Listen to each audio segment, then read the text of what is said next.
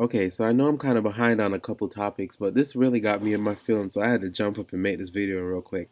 Okay, so John Ridley, is he the one who made that show before I say that? Because I don't want to go and say, oh, he made that show, because I don't know if he made that show, so I'm gonna go see if he made that show. Let me look it up.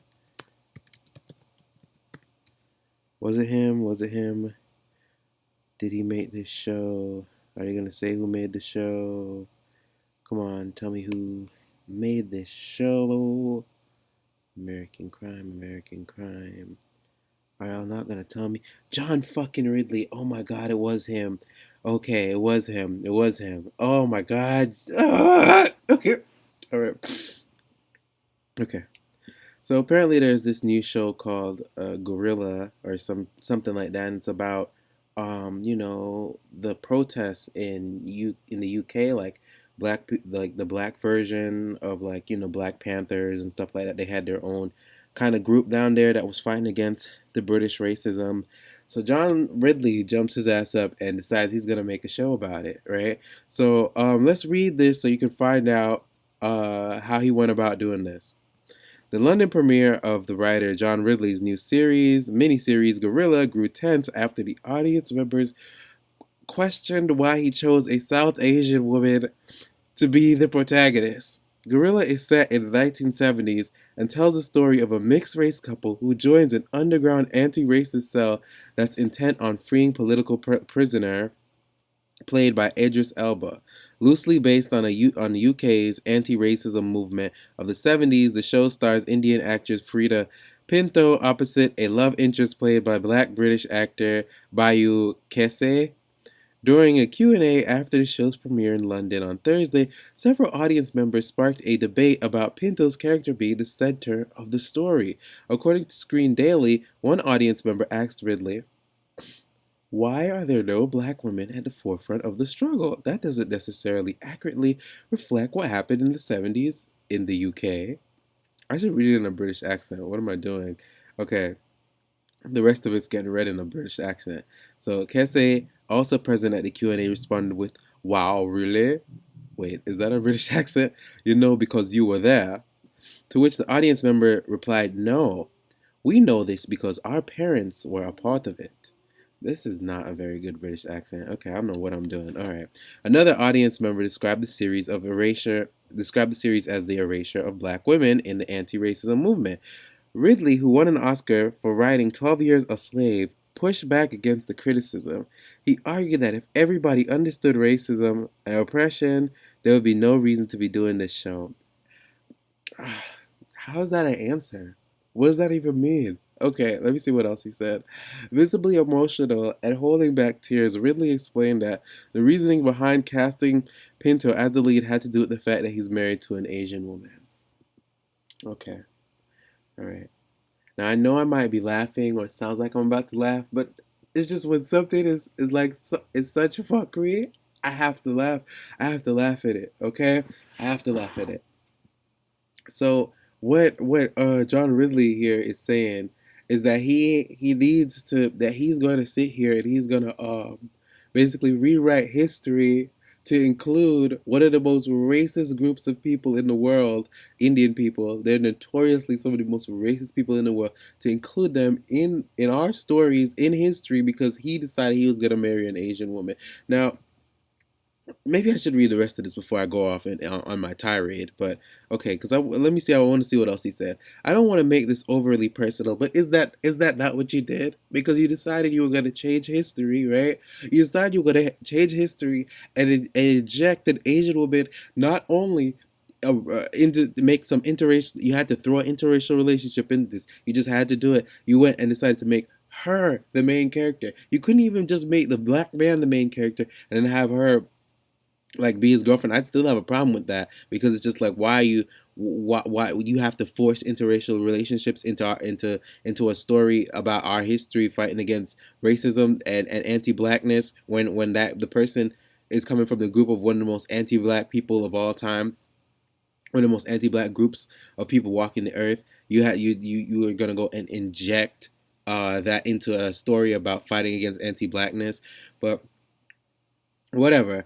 But the fact that, listen, let me just keep reading this. I don't want to make this overly personal, but part of why I chose to have a mixed race couple at the center of that is because I'm in a mixed race relationship. So that's you've made it personal. That's being personal. You've changed history to include something in there to make, like, you're trying to live um vicariously through the show that you made, which is very disturbing and pathetic. But let me continue to read. The writer and the showrunner said, which is him, the things that are being said here and how we are often received is very equivalent to what's going on right now in the wider world. My wife is a fighter. My wife is an activist. Oh my God. This is so annoying. Listen, this is exactly why black people don't trust other black people in interracial relationships. This is why we call you guys traitors. I mean, we don't call you guys that. You guys love to say we call you guys that, but we call you guys, I guess, equivalent things to that, such as coons and such. Because whenever you guys get in an interracial relationship, particularly my kind, my people, and when I say my kind, I mean black men, particularly us. When we get in an interracial relationship, we act like we have to fight the battles for that other group. Let me tell you something. This is something that everybody seems to be able to do except for black men in particular. Everybody seems like they have the ability to lay up, particularly white men and white women, have the ability to lay up with another group of people and still get up the next day and not care about their fight and struggle and take part in oppressing them.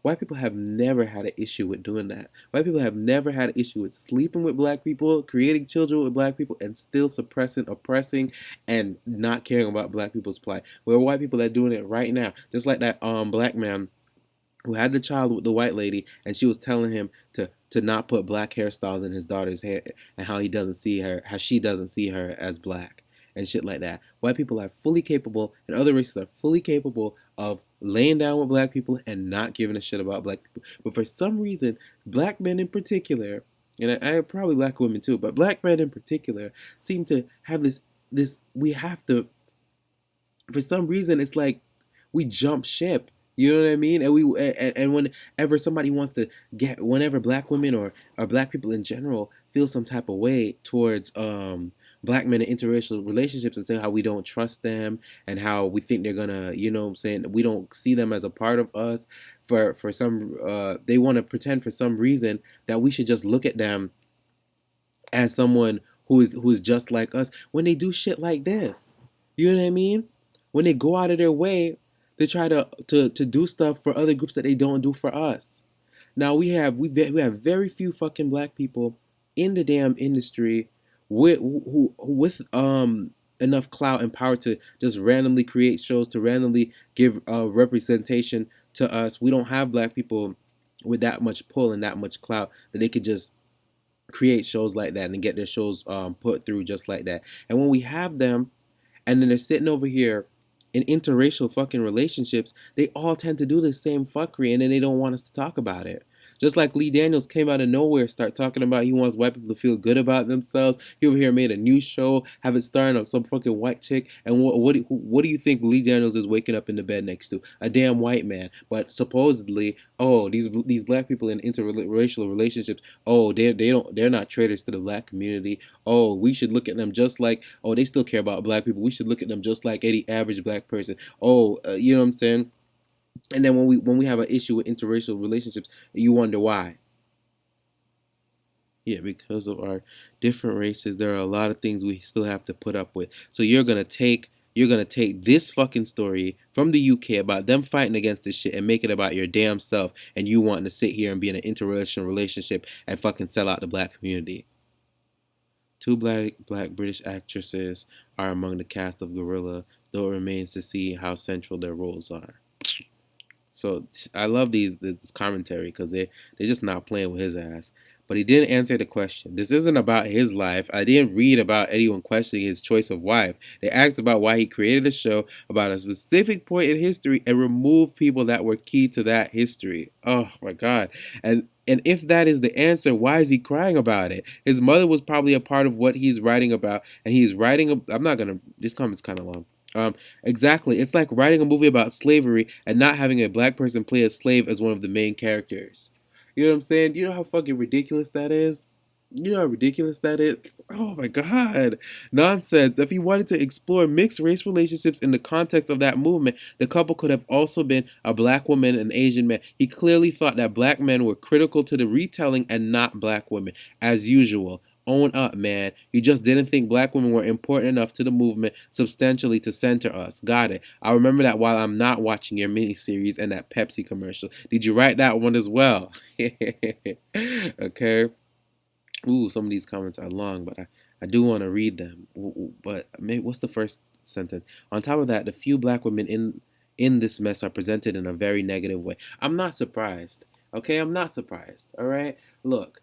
In case people want to know how I feel in the side that I'm on, I am on the side of black people in general, and I think black women do some fucking stupid, fucked up shit that fucks up the black community, and I feel that black men do the same shit. We do fucked up, stupid shit that fucks up the community, and I'm not gonna sit here and go in on one side and not the other side, and I'm that's the difference between me and a lot of these pro black YouTubers is I'm not gonna sit over here and play for one of the sides. I need black people as a whole to get the shit together, because we have to deal with white supremacy.